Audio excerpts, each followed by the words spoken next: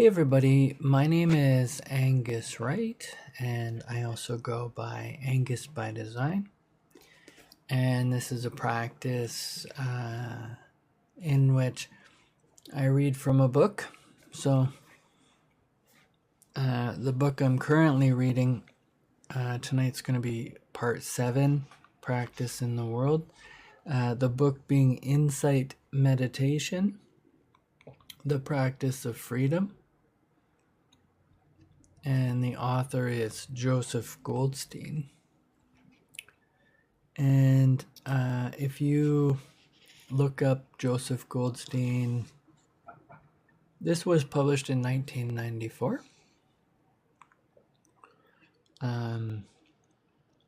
But Joseph Goldstein goes way back even before then. And he continues to produce materials and books and trainings and podcasts. So I learned about him. I kind of discovered him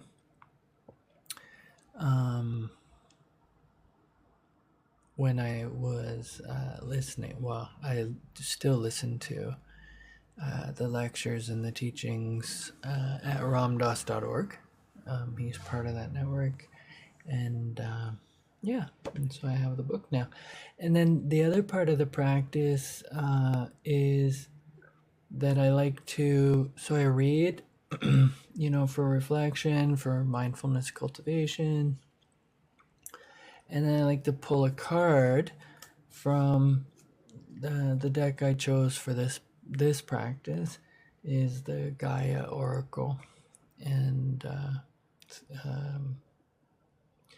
Gaia being an earth goddess.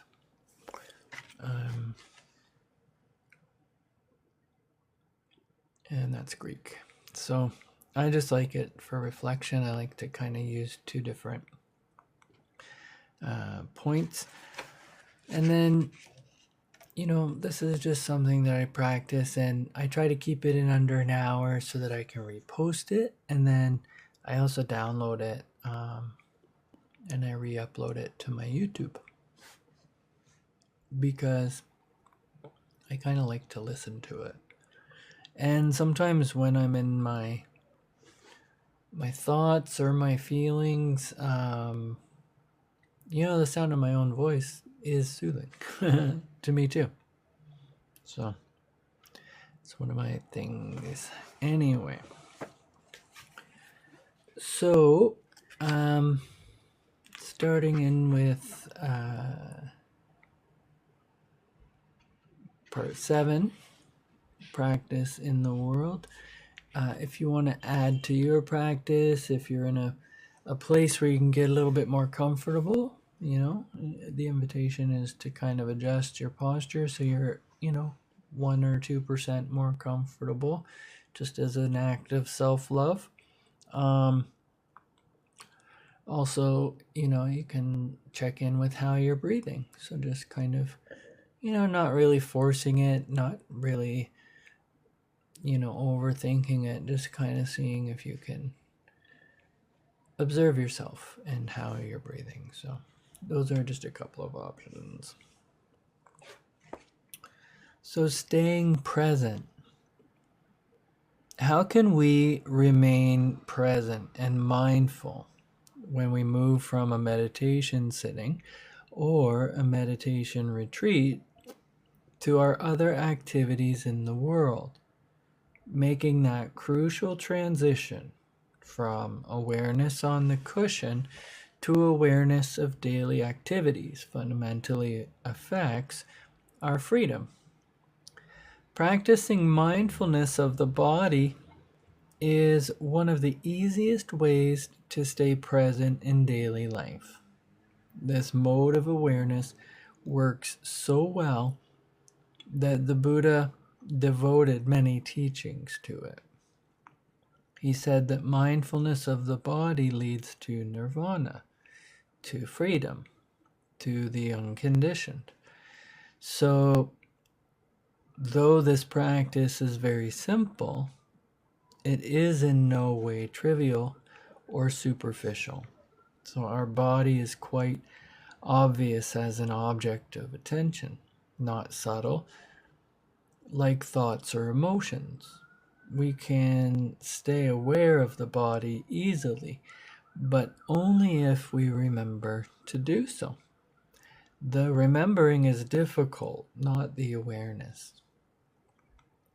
Remember to use your body as a vehicle for awakening. It can be as simple as staying mindful of your posture. You are probably sitting as you read this book. What are the sensations in your body in this moment? When you put the book down and stand, feel the movements of standing, of walking to the next activity, of how you lie down at the end of the day. Be in your body as you move, as you reach for something, as you turn. It is as simple as that.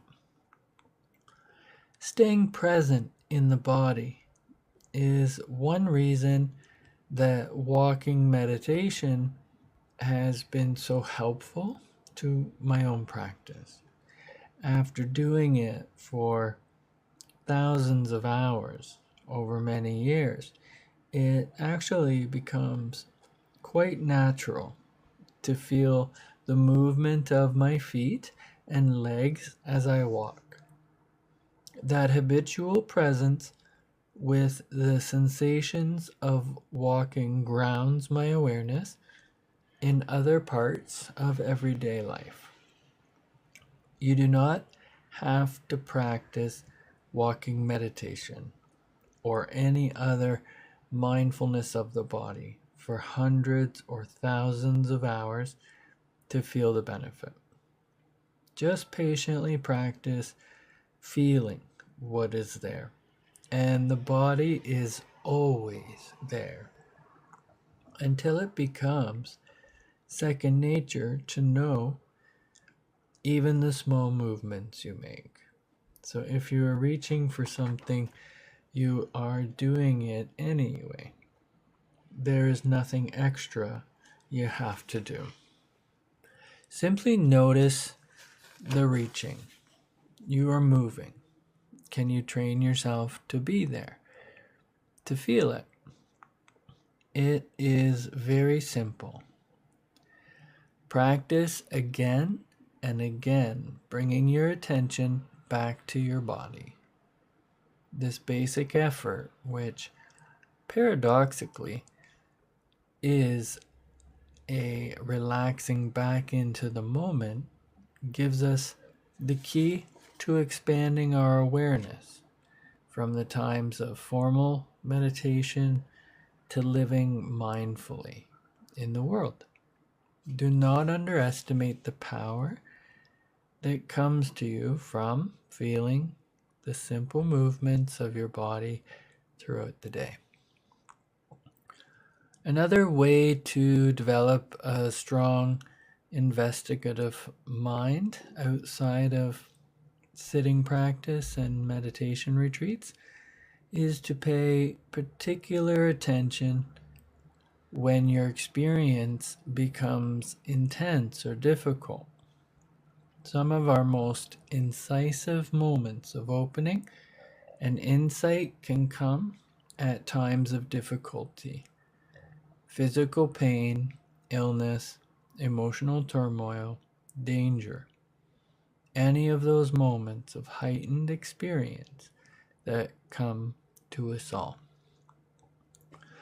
Simply because an event is strong, because it naturally rivets our attention anyway, we have a good moment to look carefully, precisely. We bring investigation to bear on what is happening and on our response to it. Am I getting caught?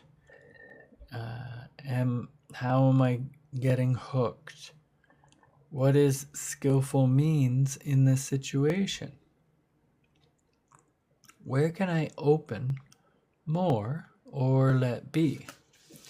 A legend that has long ago, or a legend says that long ago a Buddhist monk was caught by a tiger in the jungle.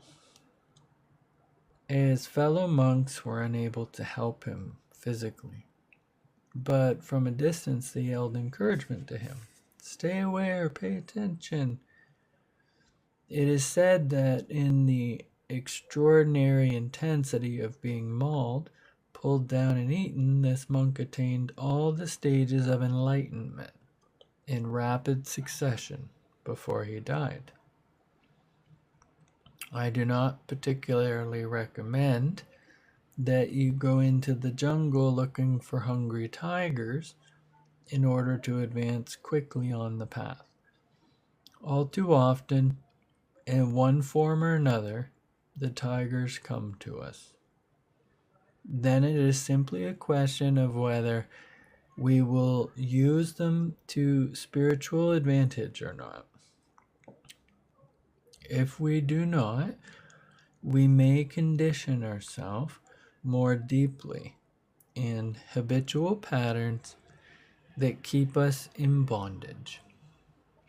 If we do, then strong experiences can serve as boosters that propel us to liberation.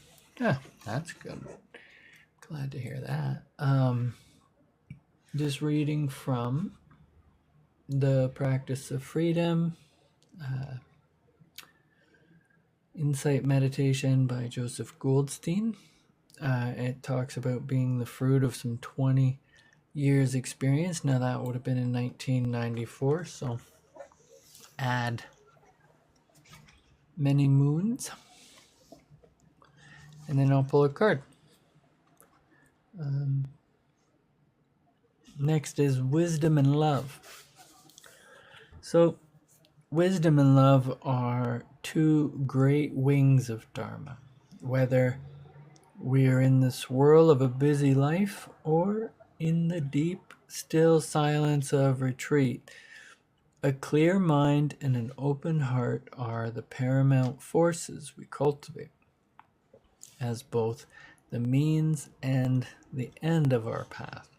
These wonderful qualities of mind and heart are not the exclusive virtues of renunciates and Asian masters.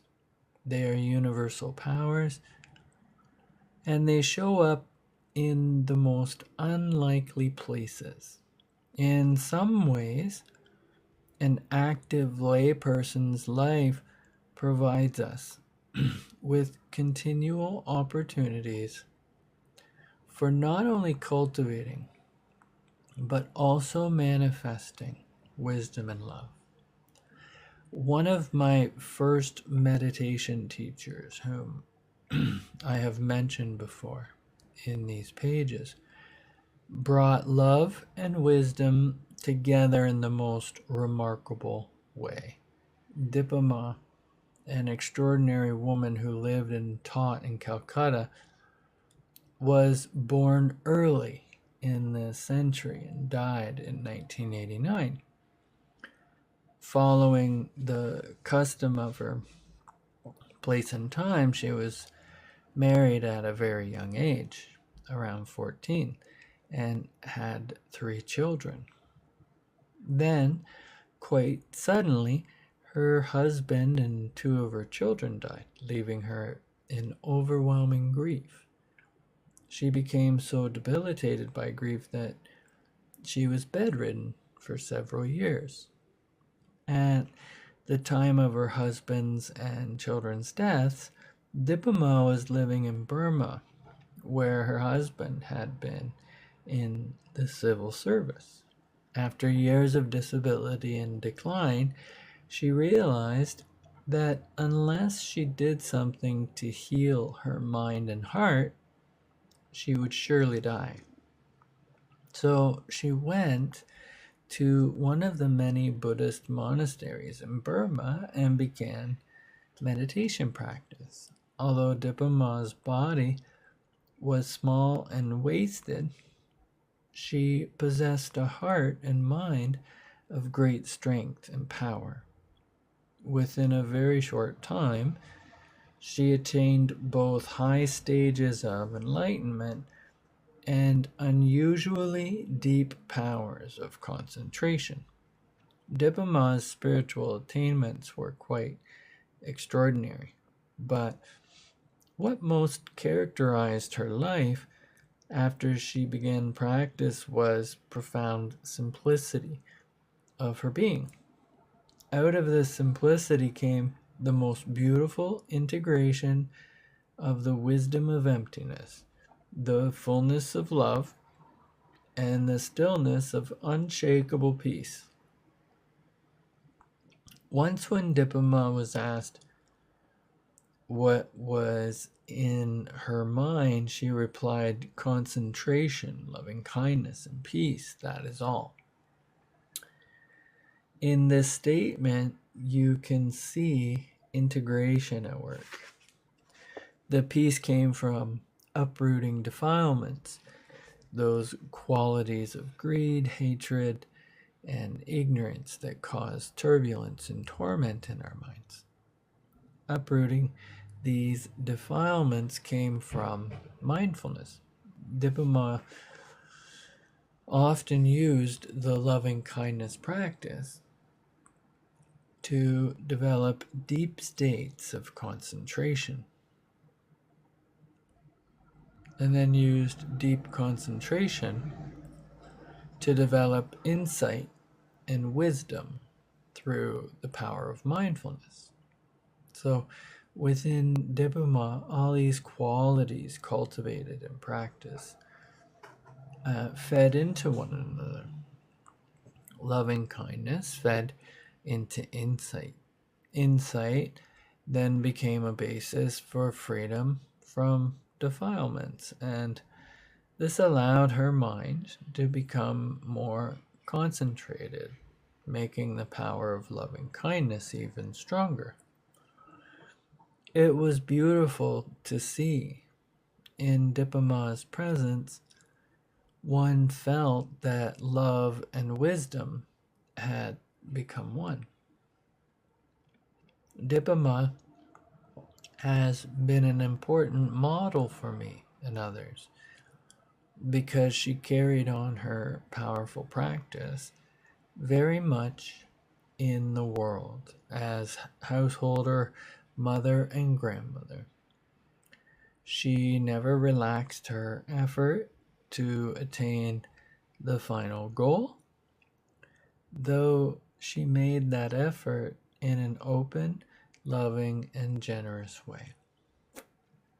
So next time you feel that your work or parenting or relationship or some worldly tangle is holding up your spiritual practice, you might remember Dipama and make those very things your practice.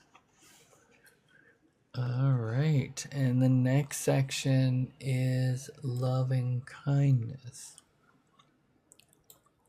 And looking forward to pulling the card after. So loving kindness. In his book, Love's Executioner, that well-known Stanford psychiatrist Erwin Yalom writes, I do not like to work with patients who are in love. Perhaps it is because of envy. I too crave enchantment. Perhaps it is because love and psychotherapy are fundamentally incompatible. The good therapist fights darkness and seeks illumination, while romantic love is sustained by mystery and crumbles upon inspection. I hate to be love's executioner. Is there a kind of love that does not crumble on inspection, that is compatible with and enhances illumination? Is there a difference between the enchantment of falling in love and the quality of being when we are standing in love? This special quality in Pali is called metta, loving kindness. Metta is generosity of the heart that wishes happiness to all beings, both oneself and others. Loving kindness softens the mind and heart with feelings of benevolence. The mind becomes pliable and the heart gentle as metta seeks the welfare and benefit of all. The feeling of loving kindness expresses the simple wish, may you be happy. Because we react less and remain more open when we cultivate metta, the softness and pliability of love becomes the ground for wisdom. We see with greater clarity what is wholesome and skillful in our life and what is not. As this discriminating wisdom grows, we make wiser life choices that lead us again to greater happiness and more love. In a beautifully interrelated way, mindfulness creates the field in which metta grows. We first collect the attention and gather the scattered mind. In the beginning of mindfulness practice, we may be distracted or overcome by hindrances, but slowly awareness works its magic. We observe, come back from being lost, begin again, and gradually our mind becomes more accepting, less reactive, and less judgmental. We do not get so totally lost in discursive thoughts. A soft and gentle awareness allows our mind and heart to relax, to loosen, to open. This opening often invites a stream of memories and images, at first from the recent past and then from even long forgotten circumstances. A vast reservoir of impressions and reactions reveals itself. We may think of people or remember incidences we have not thought of in years, though the growing power is still in a focused mind. We experience these thoughts and feelings with great clarity and immediacy. In our mind, we begin to reconnect with people in our life. At first, these moments or these memories may carry old reactions and judgments, but as our mind becomes quieter, we remember people and situations with less projection and less defensiveness. The stillness of the silent mind allows a greater vulnerability and tenderness. We see more clearly other sides of people and situations, and we can often forgive more easily. In this soft, open space of awareness, feelings of loving kindness and compassion begin to arise more and more spontaneously. So the feeling of metta makes no distinction among beings. When love is mixed with desire, there is some energy of wanting, and therefore the love always remains limited.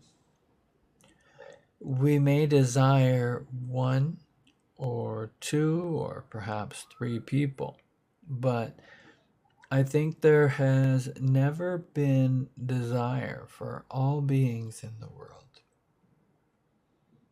Unlike desire, metta has the capacity to embrace all.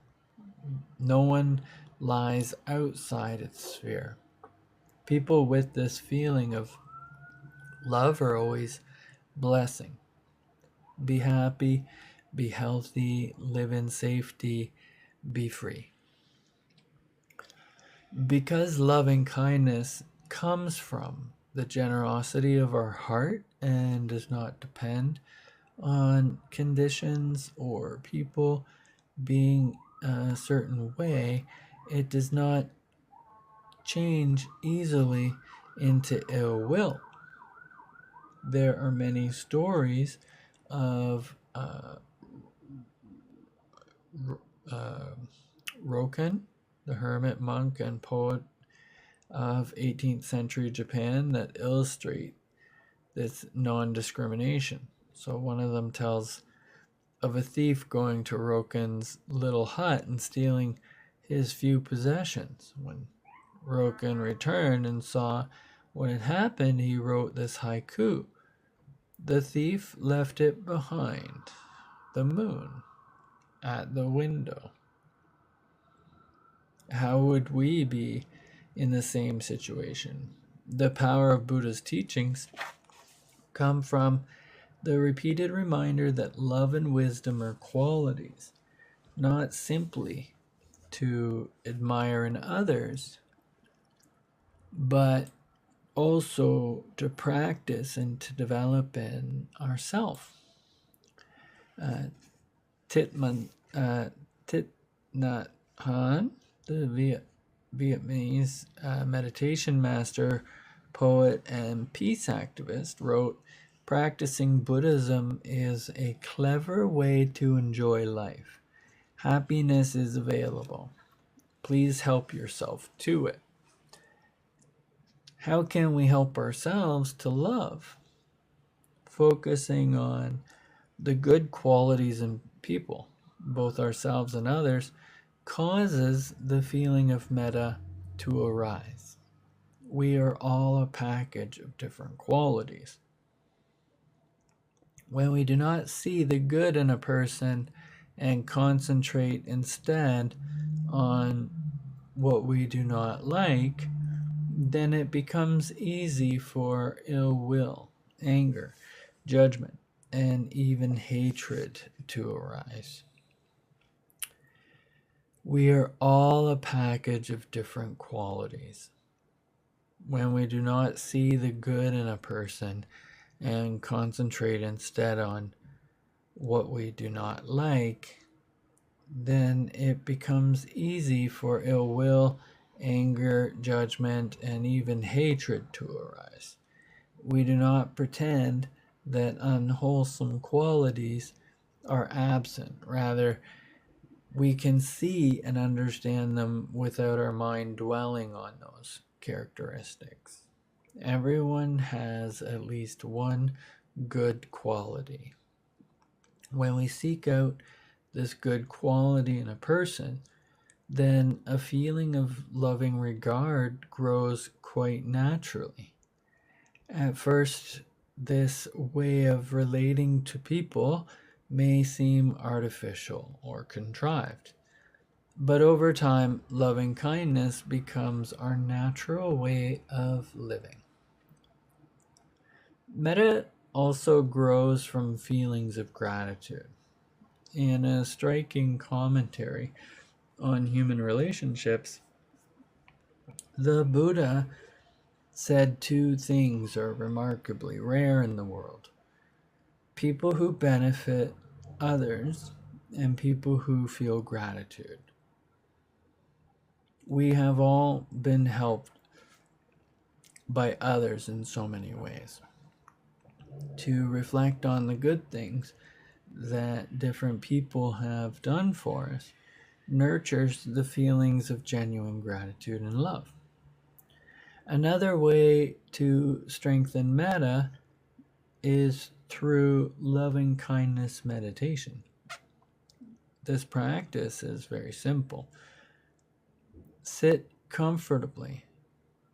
Think of a person for whom you already feel a lot of love, and silently repeat a few phrases that express that love. For example, you might repeat the phrases, "May you be happy. May you be healthy.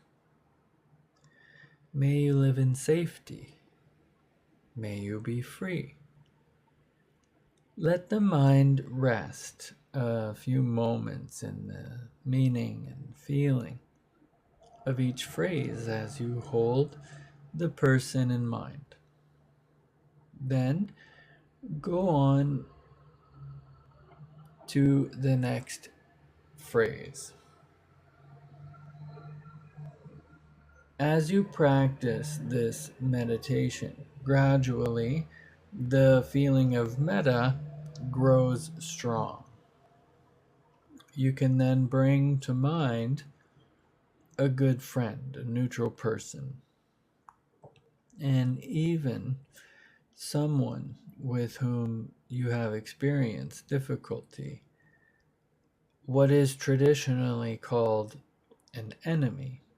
Be patient in this practice. Slowly, we retrain the habits of our heart. You might end the metta meditation expressing loving wishes to all beings. May all beings be happy, be healthy, live in safety, be free. Metta is a force, dynamic and transformative, that can change our whole experience of life. You can practice it in your casual contacts with people. When you walk down the street, notice the difference between the isolation of being lost in your own business and the feelings of connection when you inwardly repeat the phrases of loving kindness. An immediate transformation takes place as we hold the space of the street and its people in an energy field of metta. You can practice loving kindness for people you are closest to, and you can also practice it for all beings in the world. So we're about halfway through the practice. There's compassion, the art of communication, sharing the Dharma, relationship with parents. I don't think we'll get all the way through it, but we'll continue. And then we'll continue tomorrow. So, compassion, love expresses it in another way that is powerfully transformative as metta. Just as metta sees the good in beings and wishes for their happiness, compassion is the kind of love that sees the suffering of beings and wishes for their release from it. Compassion, karuna in Pali and Sanskrit, is the strong feeling of wanting to alleviate pain and suffering. The Buddha described this feeling as a quivering or tenderness of the heart. Compassion arises when we come close to suffering, when we open to and feel the suffering either in ourselves or others. In the busyness of our daily routines, we often create a wall of distraction that dulls the immediacy of difficult or painful feelings. Although at times this might be a useful strategy, it potentially also dulls the feeling of compassion within us. A meditation Retreat can be a powerful place to develop compassion because we find ourselves face to face with a wide range of feelings in our body and mind. The great gift of silence creates a space of non-distraction. So we actually feel the suffering that is there, both in ourself and in the world. Over a period of time, meditation develops a tremendous tenderness of heart, although it is not always apparent in the day-to-day hindrances and ups and downs of practice. A softening of the mind and heart takes place that transforms the way we relate to ourselves and to others. We begin to feel more deeply, and this depth of feeling becomes the wellspring of compassion. Subtleties of understanding engender important consequences in how we live. For example, understanding the difference between opening to suffering and feeling aversion to it can make the difference between living with compassion and living with fear. Sometimes we feel that we are open because we know the suffering is there. But knowing is not enough. We often know with aversion or resistance or judgment. You can see for yourself the difference between openness and aversion in the very simple and common experience of being with physical pain. Sometimes our mind accepts the pain with interest and a willingness to explore.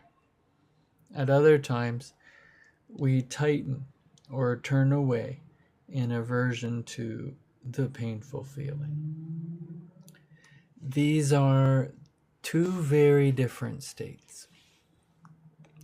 Compassion never comes from turning away from suffering. The strong, compassionate feeling to alleviate suffering comes from our willingness to be with it. Meditation practice enables us to see the whole world in our own mind and body. We see all the noble qualities that are found in the world, and we see all the qualities that make for suffering and war and conflict. We find it all inside ourselves. For example, a mosquito comes and buzzes around your ear. It comes closer and closer. What do you feel? Instead of feeling compassion for the mosquito, you probably want to swat it. We have all experienced this kind of reaction. Yet, on a very small scale, these are the same seeds of action that play out in the world in so many disastrous ways.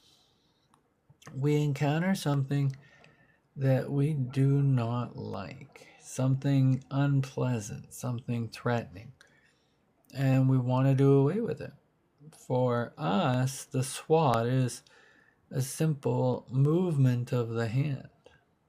For the mosquito, it is quite a momentous event. In many small everyday situations, we can watch and observe this tendency towards aversion.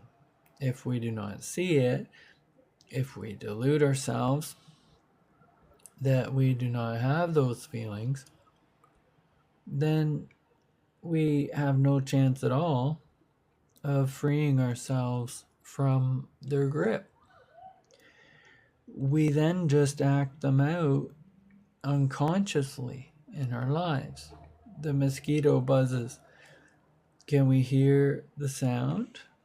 Know the feeling and thoughts that arise in the mind? See the desire to call in the SWAT team? And be aware enough to exercise compassion? Here's another story about the monk Roken. He would spend his days wandering through the mountain villages, playing with the children, and living a life of simplicity and compassion. One warm spring day, it is said he picked the lice from his robe and placed them on a rock to sun themselves. In the end of the day, as night began to fall, he took them from the rock and placed them back on his robe. We may not all be Roken, but mindfulness and understanding provide those moments when we can touch compassion within us. How many times in your life have you turned away from a newscast, a homeless person on the street, or even some demands on your own time from a friend seeking your support because the suffering you encounter seems too much to allow into your consciousness? Next time that happens, and you have enough awareness to see it happening, try changing the mental weather in your heart. Try gently to drop aversion to the pain and just open to it. Open to the one or the ones in suffering. Allow the feeling of separation from that being or beings to dissolve. And then notice how your heart feels. Even though you're encountering suffering, a kind of happiness has come. It is not the suffering itself that causes our discomfort. Rather, it is our aversion to it and our sense of separation from others. When those go, the discomfort goes. Even though it encompasses anguish and pain, compassion is an empowering joy. Compassion can also be practiced as a specific meditation. Think of a person in difficulty, and as you hold him in or her in your mind, gently repeat the phrase, "May you be free from suffering." As your mind concentrates more and more deeply on the person and on the repetition of the phrase, the feeling of compassion flowers within you. You can then extend this feeling to groups of people and finally to all beings everywhere. I'm going to try to get the next section in and then pull a card. The next one is the art of communication. During periods of meditation practice, whether for an hour each day or for longer retreats, we stay mostly in silence. But when we live our daily lives, we are in active communication much of the time. What proportion of your life do you spend talking or writing? Notice how much impact your words have on others and theirs on you, because speech is so predominant in our lives and because our words are so consequential. Learning the art of skillful communication needs to be a significant aspect of our Dharma practice. The Buddha emphasized the importance of this when he included right speech as a distant part of the path to awakening, or a distinct, part of the path to awakening. Although there is great elaboration of right speech in the texts, it all condenses into two general principles. Is it true? And is it useful? Practicing these principles Inner speech fosters increasing sensitivity. We become attuned to subtleties of truth and falsehood. Are there times when we shade the truth or exaggerate in some way? And are there times when our words may be true, but it is not the right time, place, or situation for them to be useful? The practice of communication is the great art of relating to another person, of being open, of listening so well that you can see where you can actually make contact. Can you let the other person in? What is the right vocabulary? Can you speak to what is really important to that person? We learn to listen and speak from a feeling of metta, basic goodwill. Wise discernment and metta enable us to connect. There are always two parts in any interaction. One part is to learn how to speak effectively, and the other is to learn how to listen effectively. Remembering to listen seems especially important in times of difficult communication, when there is tension or conflict. Other people always have their own point of view. If we want to truly connect with and understand others, we must also listen. When you are in a confrontation with someone and you are each very attached to your own perspective, ideas, and feelings, see if you can find a moment to take a mental step back and say, okay, let me try to understand this from another vantage point. This helpful change requires a great ability to listen. From there, genuine communication may begin to happen. This does not mean that you do not express your own understanding. You can, but from that space of openness where it becomes much easier to speak without aggression, if you are able first to listen, already the ground between you and the other person has changed. So sometimes we take that step, but the situation proves out of your control. Sometimes the space does not open up despite our efforts, and the lack of communication does not change. That is when we really need to stay centered in ourselves, in our bodily awareness, so that we do not become caught again in our reaction to what is happening. As at such difficult times, we can draw on the wisdom of our meditation practice to see that it is possible to open to unpleasant feelings, to see that it is okay simply to feel them instead of reacting with defensiveness or aggression. As you soften and make space around those feelings, the reactions of your mind come and go more easily without your staying locked in them.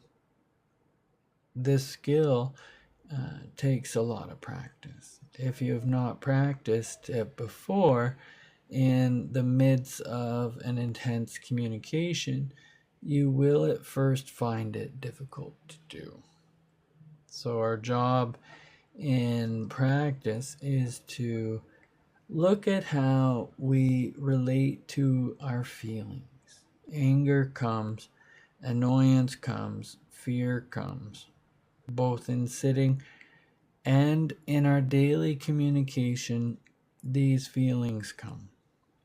Can you be mindful of them all? Or is there a strong identification with those emotions? The truth that anger and fear are not inherently tied to external situations runs counter to our common sense, conventional conditioning. But look closely for yourself to see if it is true. We feed these unwholesome feelings by blaming. The more we blame, the more we strengthen anger and resentment in ourselves. But if mindfulness and investigation are strong enough, we can unhook from the identification. If we practice such unhooking, it then becomes much easier to communicate with people in difficult situations. Because we can communicate from a place of our own mental ease and compassion, our communication becomes much more effective. All right, let's see here. Almost ready. All right, so can something be changed through communication? Can the person with the boombox play it down the block? Is it possible to say to somebody coming on too strong that what they're doing does not feel right? Can we be firm without anger or blame? People sometimes confuse acceptance with a wishy-washy way of being in this world, letting anybody do anything and never taking a stand. That's not it at all.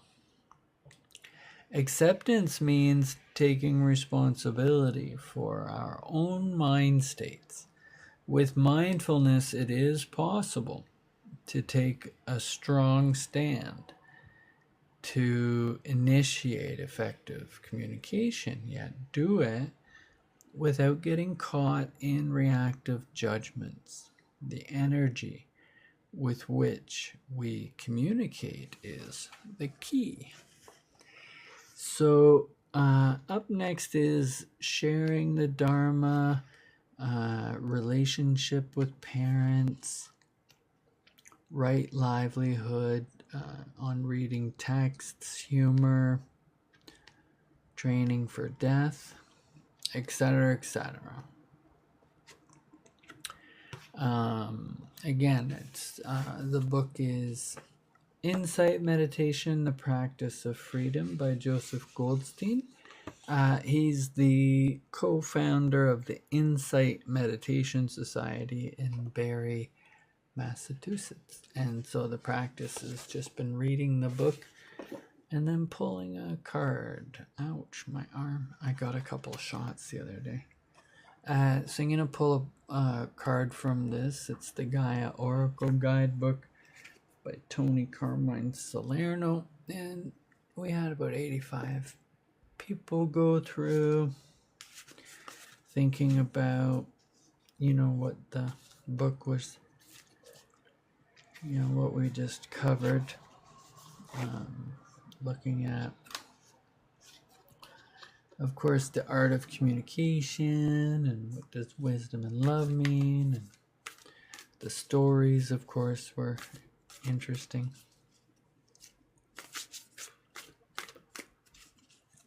So just kind of putting all that into this. So what I'll do is I'll pull a card and then I'll read there's like a little description and an affirmation statement. Okay. There. I think it's this one.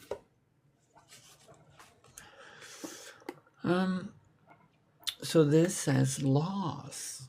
My goodness. Grief, sadness, and resurrection. So that part's good because the resurrection is always that reboot, right? Like What's the, it's to die 1,000 times and be reborn 1,001 times. So the Gaia Oracle, this is dedicated to the goddess of the earth, who this artist finds as a muse, an inspiration. And number 20 is loss, grief, sadness, and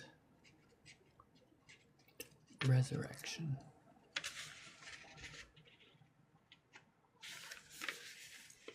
And I'll try to hold up the card so that you can,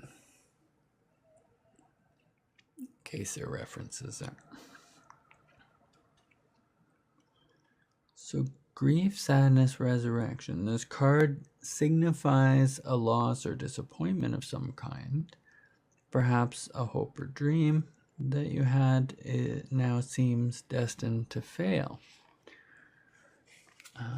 Or perhaps someone you love moves away, or a partnership seems likely to end. Yet this card also signifies resurrection, which means that the perceived loss will either not eventuate, or what you lose will be returned to you in a new way or form.